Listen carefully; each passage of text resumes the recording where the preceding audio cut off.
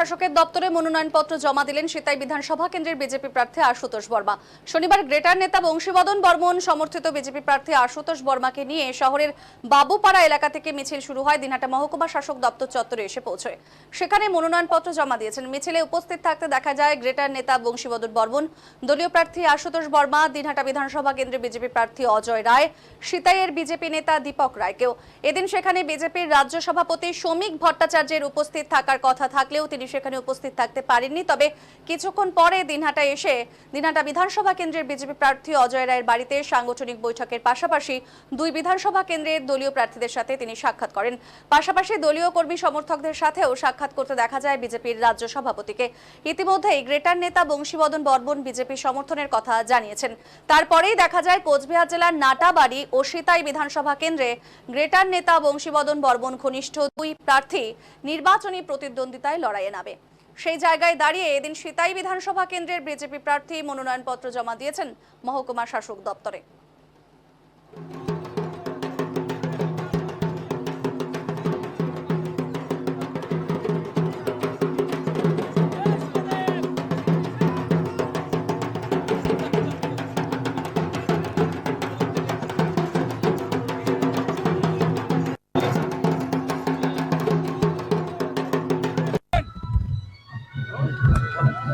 ভারতীয় সংস্কৃতি রক্ষার্থে ভারতের সংবিধান মোতাবেক এখানে আইনের ব্যবস্থা চালু করার লক্ষ্যে, এখানে সনাতনকে রক্ষা করার লক্ষ্যে এবং যা উন্নয়নমূলক কাজ সেগুলো যেন সুষ্ঠুভাবে হয় এবং মানুষ যাতে তার নিজের মত সঠিকভাবে প্রয়োগ করতে পায়, এই জন্য আমি এই নমিনেশন সাবমিট করতে যাচ্ছি। এবং ভারতীয় জনতা পার্টির পক্ষ থেকে যাতে আমরা পদ্মফুল চিহ্নে সবাই ভোট দিয়ে ভারতীয় জনতা পার্টিকে বিপুল ভোটে জয়ী করে, এই আমার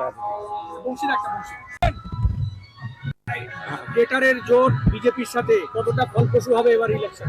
100-এ 100 বিজেপি একটা সর্বভারতীয় সমুদ্র পাওয়া যায়, তার সাথে গ্রেটার কুচবিহারের শক্তি, এই দুই মিলিয়া মহাসমুদ্র মহাশক্তিতে পরিণতি হয়েছে। বিশেষ করে কুচবিহারের মাটির সেই মহাশক্তির ঝড়ে সমস্ত অশুভ শক্তি চুরমার হয়ে যায়, বিজেপির নয় নয় বিজিত হয়ে সুষ্ঠু একটা সরকার গঠন করবে গোটা পশ্চিমবঙ্গের।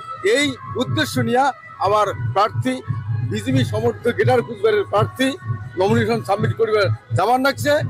সমস্ত কুচবিহারের মাটির সাথে সাথে তোমরা যে মিডিয়া কুচবিহারবাসী আছেন, সকালে চোরাত অনুরোধ, বিপুল ভোটে আশীর্বাদ করে ভোট দিয়া এই ব্যক্তিরা জয়যুক্ত করবেন।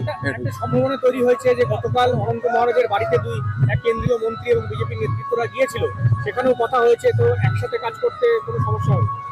যে কোনো মানুষ শুভ কাজ করি যাতে একসাথে হওয়া যেটা ভালো কথা। শুভ জিনিস একসাথে করলে খুব নকতে হয়, আর অশুভ শক্তি দূর হলে খুব ভালো হয়।